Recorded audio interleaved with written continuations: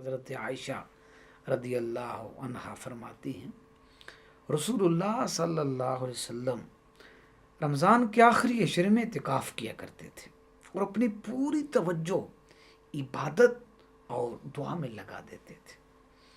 یہ عشرہ لیلۃ القدر کی برکت کا حامل ہے اور یہی وہ شب ہے جس کی عبادت 1000 مہینوں کے برابر ہے۔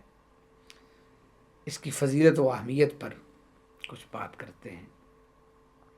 قرآن مجید میں اللہ تعالیٰ فرماتا ہے میں نے قرآن کو شب قدر میں نازل کیا اور شب قدر ایک رات 1000 مہینوں سے افضل ہے۔